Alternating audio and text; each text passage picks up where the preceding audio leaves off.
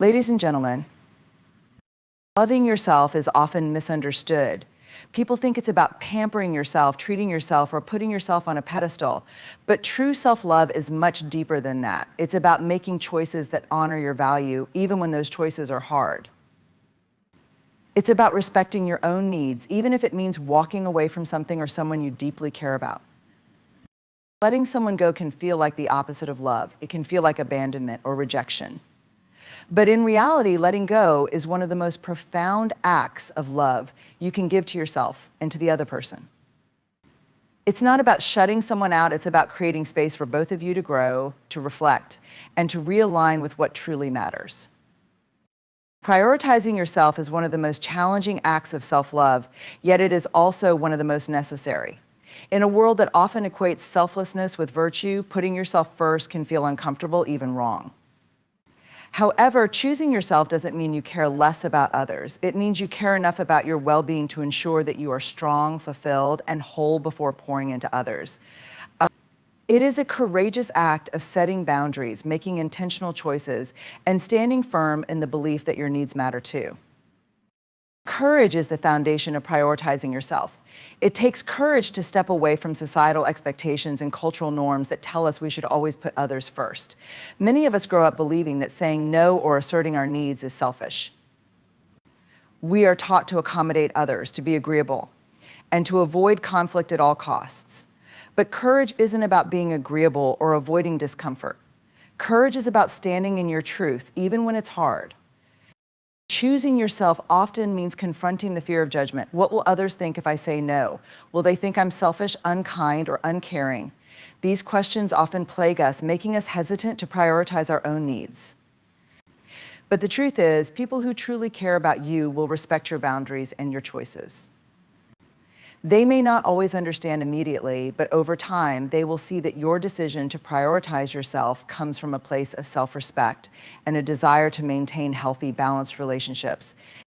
Prioritizing yourself also requires you to overcome the internalized guilt that often accompanies self-care. Many people feel guilty for putting their needs first because they've been conditioned to believe that their worth is tied to their ability to give, to serve, or to be available to others. But worth is not something you earn by sacrificing your own well-being. Your worth is inherent. By prioritizing yourself, you're not only affirming your value, you're modeling to others that it's okay to do the same. One of the most significant challenges in prioritizing yourself is learning to set and maintain boundaries. Boundaries are not about keeping others out, they're about protecting your energy and ensuring that your relationships are healthy and sustainable. It's about saying, this is what I need to thrive, and I trust that those who care about me will honor that. Setting boundaries takes courage because it often means having difficult conversations and risking conflict. It means being firm in your decisions, even when others push back. But boundaries are acts of love, not just for yourself, but for others as well. When you establish boundaries, you're creating clarity in your relationships. You're ensuring that your interactions with others are built on mutual respect, rather than unspoken resentment or exhaustion. For example, saying no to an invitation because you need time to rest is an act of self-love, but it's also a way of ensuring that when you do show up, you're fully present and engaged. Another aspect of prioritizing yourself is learning to listen to your inner voice. Too often, we drown out our own needs and desires in an effort to meet external expectations. We say yes when we want to say no. We stay silent when we want to speak up, and we push through exhaustion because we fear disappointing others. But your inner voice, the part of you that knows what you need, what you want, and what feels right, is your guide. Listening to that voice requires courage because it often means going against the grain. It means trusting yourself over the noise of the world. Choosing yourself also means making decisions that align with your values and goals. This can be difficult, especially when those decisions are unpopular or misunderstood. For instance, prioritizing your mental health might mean stepping away from a toxic friendship or leaving a job that no longer serves you. These choices are not easy, but they are necessary for your growth and well-being. It takes courage to say, this is what I need to thrive, even if it means disappointing others. Self-prioritization is not just about the big decisions, it's about the daily practices that reinforce your worth and well-being. It's about carving out time for yourself, whether that's through meditation, exercise, hobbies, or simply resting. It's about recognizing when you need help and having the courage to ask for it. It's about treating yourself with the same kindness and compassion that you extend to others. These small acts of self-care may seem insignificant, but they add up to a life where you are consistently showing up for yourself. When you prioritize yourself, you're also creating space for others to step up and take responsibility for their own needs. Often we take on too much trying to fix or manage situations that are not ours to handle. By stepping back and focusing on your own well-being, you allow others to grow, to take ownership of their lives, and to learn how to meet their own needs. This is not abandonment, it's trust. Trust that others are capable, resilient, and resourceful. Finally, prioritizing yourself is an act of faith. It's trusting that by honoring your needs, you are not diminishing your relationships, but strengthening them. When you are fulfilled, rested, and grounded, you show up as your best self. You have more to give, not because you're depleting yourself, but because you're giving from a place of abundance. The courage to prioritize yourself is not about isolating yourself or disregarding others. It's about recognizing that your well-being is the foundation upon which all your relationships and endeavors are built. It's about understanding that when you take care of yourself, you are better equipped to take care of others, to pursue your passions, and to live a life that is aligned with your values. Boundaries are one of the most powerful and transformative acts of self-love that you can practice. They are not barriers to push people away. They are essential guidelines that help you protect your energy, honor your needs, and create healthier, more balanced relationships. Setting boundaries is about defining what is acceptable and unacceptable in your interactions with others, and it requires a deep understanding of your own worth and values. While it can feel challenging and even uncomfortable to establish boundaries, doing so is one of the most profound ways to show respect for yourself and for those around you. At its core, a boundary is an acknowledgement of your limits. It's recognizing that you cannot and should not be everything for everyone. Many of us are conditioned to believe that saying yes to every request and meeting every expectation is a sign of kindness or strength. But constantly overextending yourself is not sustainable, and it often leads to burnout, resentment, and strained relationships. Boundaries are not about being selfish, they are about ensuring that you can give from a place of abundance rather than depletion. Practicing boundaries starts with self-awareness. Before you can set boundaries, you need to understand your own needs, priorities, and triggers. What makes you feel drained or overwhelmed? What are the behaviors or situations that compromise your peace of mind? Self-awareness requires you to pause and reflect on your emotional and physical responses to different situations. For example, if you notice that you feel anxious or resentful every time you say yes to a particular request, that's a sign that a boundary might be needed. Once you identify your needs, the next step is to communicate them clearly and assertively. This is where many people struggle. Fear of conflict, rejection, or being perceived as unkind can make it difficult to articulate your boundaries. But setting boundaries is not about controlling how others feel, it's about taking responsibility for your own well-being. Clear and compassionate communication helps others understand where you stand and what you need to feel respected and valued. For example, let's say a friend frequently calls you late at night to vent about their problems, leaving you feeling exhausted and emotionally drained. Setting a boundary might look like saying, I care about you and want to support you, but late night calls are hard for me because I need rest. Let's schedule a time to talk earlier in the day when I can be fully present. This kind of statement reinforces your care for the relationship while honoring your limits. Boundaries also play a critical role in preventing resentment from building in relationships. When you continuously ignore your own needs to accommodate others, it's easy to start feeling undervalued or taken advantage of. Over time, this can lead to frustration and bitterness, which can damage even the closest relationships. By setting boundaries, you create a structure that allows your relationships to thrive on mutual respect and understanding. One common misconception about boundaries is that they push people away. In reality, boundaries often bring people closer together. When you set boundaries, you are being honest about what you need, which allows others to better understand and support you. Healthy relationships are built on authenticity, and boundaries are a way of showing up as your true self. They give others the opportunity to respect your limits and to meet you where you are, rather than expecting you to meet unrealistic or unsustainable expectations. Boundaries are also essential in professional settings. Whether it's managing workloads, navigating difficult colleagues, or maintaining work-life balance, boundaries help you protect your time and energy. For example, if you're consistently asked to work late but need time for your personal life, setting a boundary might involve saying, "I'm happy to contribute, but I need to leave by 6 p.m. to honor other commitments." Let's discuss how we can prioritize tasks to meet the deadline within regular hours boundaries like this ensure that you remain productive and engaged without sacrificing your personal well-being. Of course, setting boundaries is not always easy. It often requires you to challenge deep-seated beliefs and confront uncomfortable feelings.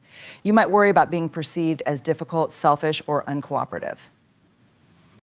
But it's important to remember that your boundaries are not about pleasing others, they are about protecting your peace. The people who truly value you will respect your boundaries, even if they don't fully understand them at first. Enforcing boundaries is just as important as setting them. It's one thing to communicate your limits, but it's another to uphold them consistently. When you fail to enforce your boundaries, you send mixed signals which can lead others to disregard them.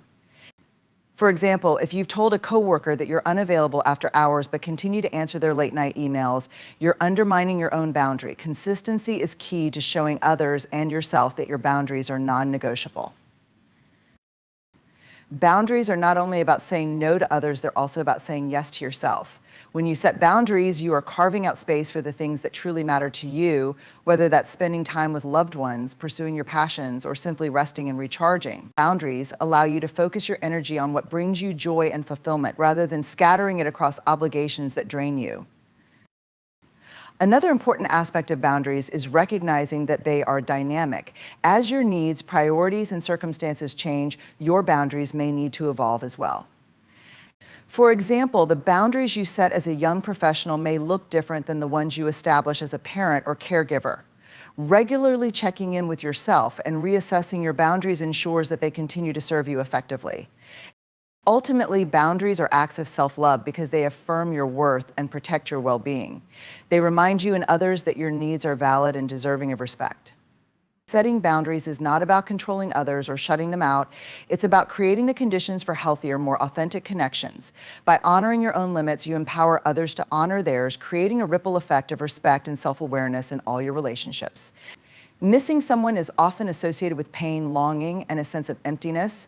It's a feeling that many of us instinctively try to avoid, fearing that absence will weaken our connections or create distance that cannot be bridged. However, what if missing someone was not a loss but an opportunity? What if the space created by missing someone was a fertile ground for growth, reflection, and deeper connection both with ourselves and with the other person? When you allow yourself or someone else the space to miss, you are granting permission for reflection. In our hyper-connected world, we often default to constant communication and immediate responses, rarely allowing the silence or distance that fosters appreciation. Missing someone disrupts this cycle, providing an opportunity to step back and see the bigger picture. Absence can help us recognize the value of a person's presence in ways that constant interaction cannot. This space is a powerful teacher. It teaches us to appreciate the moments we've shared with someone, to savor the connection we've built, and to reflect on the depth of the relationship. When someone is always accessible, it's easy to take them for granted. Their presence becomes a given rather than a gift. Missing someone interrupts that assumption, making us more mindful of the role they play in our lives. For the person being missed, the space can be equally transformative. When you are always present and available, others might unconsciously overlook the effort, energy, or love you bring into their lives. By creating distance, you give them the chance to see what life feels like without you there to fill the gaps. This isn't about manipulation or proving a point. It's about creating the room for authentic appreciation to grow. Missing someone also teaches resilience. It reminds us that relationships don't need constant proximity to remain strong. In fact, distance can test and ultimately fortify a bond.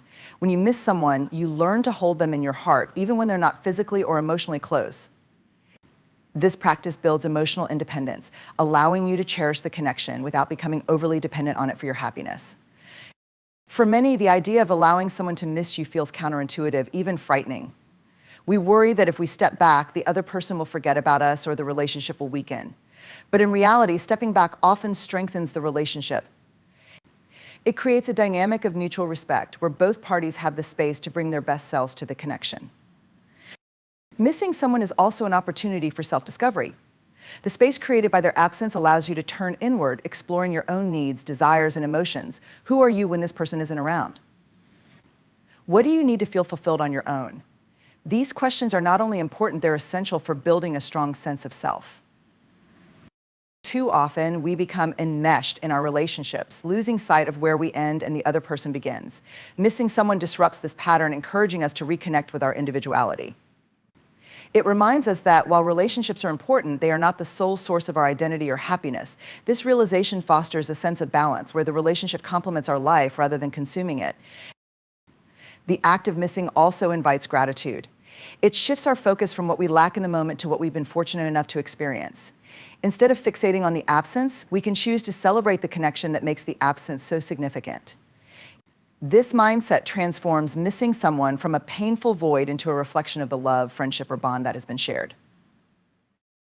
In some cases, missing someone can reveal deeper truths about a relationship. It might highlight areas of imbalance or unmet needs, providing an opportunity to address them.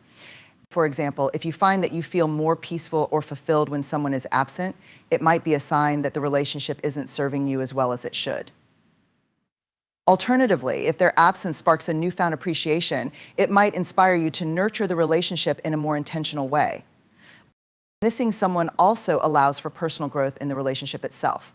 The time apart can be used to reflect on how you communicate, how you show love, and how you might want to strengthen the bond moving forward. Absence doesn't have to be a pause in the relationship. It can be a period of active cultivation, where both people work on themselves so they can show up even better when they reconnect. And this space for growth extends beyond the relationship. It's also about the growth that happens within you. Missing someone teaches patience, mindfulness, and the ability to sit with uncomfortable emotions. It challenges you to find joy and fulfillment within yourself, rather than relying solely on external connections. It's a reminder that you are whole even when someone important to you is not immediately present. In embracing this growth, you may find that your relationships become more intentional. When you allow yourself to miss someone, you approach your time together with greater presence and mindfulness. And you're less likely to take their presence for granted and more likely to create meaningful, memorable moments. Ultimately, missing someone is not just a passive experience. It's an active process of reflection, gratitude, and growth. It's about transforming absence into an opportunity to deepen your connection, both with the person you miss and with yourself. It's about trusting that the space created by missing someone is not a void, but a bridge, connecting you to new insights, stronger bonds, and a greater sense of self-awareness. Releasing someone from your life is often misconstrued as an act of rejection, a harsh decision that signals dismissal or indifference. But in truth, letting go is rarely about rejection. It is about respect for yourself, for the other person, and for the natural evolution of relationships. It's about recognizing that holding on too tightly, even to people we love, can hinder growth and strain the bond. Releasing isn't a declaration of failure or abandonment. It is an act of acceptance and self-awareness, a way of honoring the paths we are meant to walk, even if those paths diverge. Releasing someone doesn't mean you don't care about them or that their presence wasn't meaningful. Quite the opposite, it acknowledges the significance of the connection and respects the lessons it brought into your life. Not all relationships are meant to last forever, and that impermanence doesn't diminish their value. A friendship, partnership, or family bond can be transformative for a season, helping you grow in ways you never imagined. Releasing is the recognition that some relationships serve their purpose, and that clinging to them beyond that purpose can cause harm rather than healing. Many people fear releasing others because it feels synonymous with rejection, a word that carries heavy emotional weight. Rejection suggests judgment, a perception that someone is not enough, not worthy, or not wanted. But releasing is not a critique of someone's character or their value in your life. It is simply an acknowledgement that the dynamic between you is no longer aligned with where you are or where they are on your respective journeys. To release someone is to let go of control and embrace the fluidity of human connections. Too often, we try to preserve relationships out of fear of loneliness, fear of change, or fear of how the other person will perceive us. But when you hold on to a connection that no longer serves you or the other person, you risk stifling both of your growth. The effort to force something to remain as it was can lead to resentment, conflict, and emotional fatigue. Releasing someone is not an act of rejection, it's a way of freeing both of you to become who you are meant to be. Releasing can also be an act of profound self-love.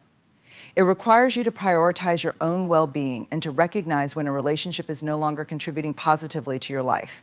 This is not selfishness, it is self-preservation. You are not rejecting the person, you are honoring the boundaries that protect your peace and energy. This distinction is essential because it reframes releasing as an act of empowerment rather than abandonment. For example, ending a relationship with a friend who no longer shares your values or goals is not about rejecting who they are.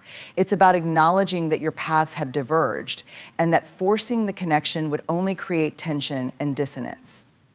Similarly, letting go of a romantic partner who cannot meet your needs is not a statement about their worth, it's an affirmation of what you need to thrive.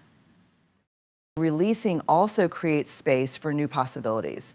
When you hold onto a relationship that has run its course, you close yourself off to the connections that might be waiting for you. Letting go doesn't erase the memories or lessons of the relationship, it simply clears the way for growth, both yours and theirs. Sometimes releasing someone allows them to find the people, opportunities, or environments that better suit their needs, just as it allows you to do the same. The process of releasing someone is not without pain. It's natural to grieve the loss of a connection, even when you know it's the right decision.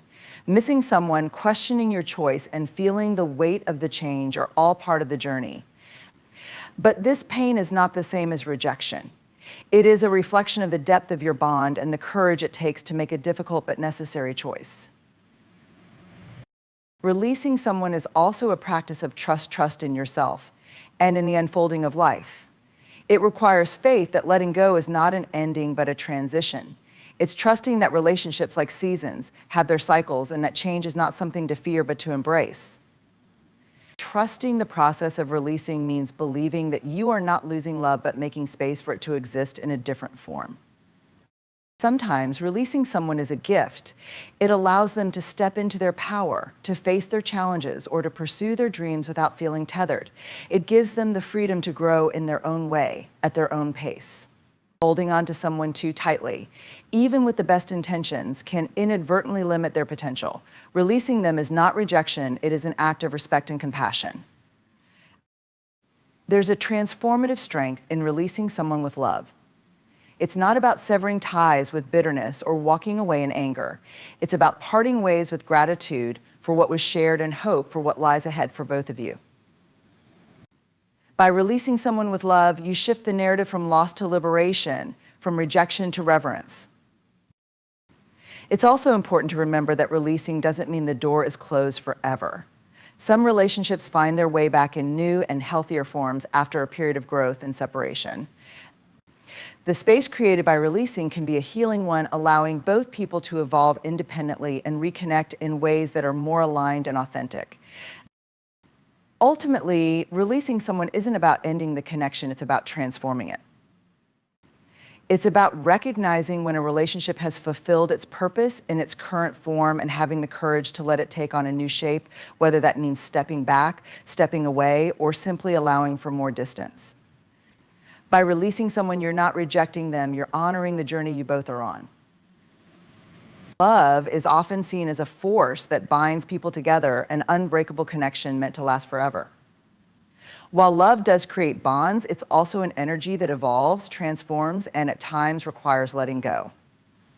Letting go doesn't mean the absence of love, it is an act of love. It's recognizing when holding on too tightly hinders growth and transformation, both for ourselves and for those we care about. Love, at its purest, isn't about possession or permanence. It's about creating space for growth, even when that means releasing what we hold dear. Letting go starts with understanding that love is not about control. Many of us, out of fear or insecurity, try to cling to relationships, people, or situations because they provide a sense of stability or belonging. But love rooted in control is not sustainable. It becomes restrictive, suffocating the very freedom that allows people and relationships to thrive. Letting go means trusting that love does not depend on proximity or possession. It means believing that what is meant to grow will flourish, even in the space of separation. Letting go is often accompanied by fear. What if letting go means losing someone forever? What if they move on and forget us? These fears are natural, but they are also rooted in a misunderstanding of love. Love doesn't vanish when circumstances change. It doesn't disappear because someone is no longer physically or emotionally close. Love transforms, adapts, and often deepens in the absence of clinging. Letting go is not a statement of indifference, it's an affirmation of trust in the enduring power of love. At its core, letting go is an invitation for growth. When we hold on too tightly, we can inadvertently limit ourselves and others. Relationships that are overly controlled or dependent can become stagnant, leaving little room for individual development. Letting go allows us to honor the unique journeys that each of us is on. It's a way of saying, I love you enough to give you the freedom to grow, even if that growth takes you away from me. This is not to say that letting go is easy. It's one of the most challenging acts of love because it requires vulnerability and acceptance. It means acknowledging that we cannot predict or control the outcomes of our relationships. It means embracing uncertainty and trusting that love is strong enough to withstand change.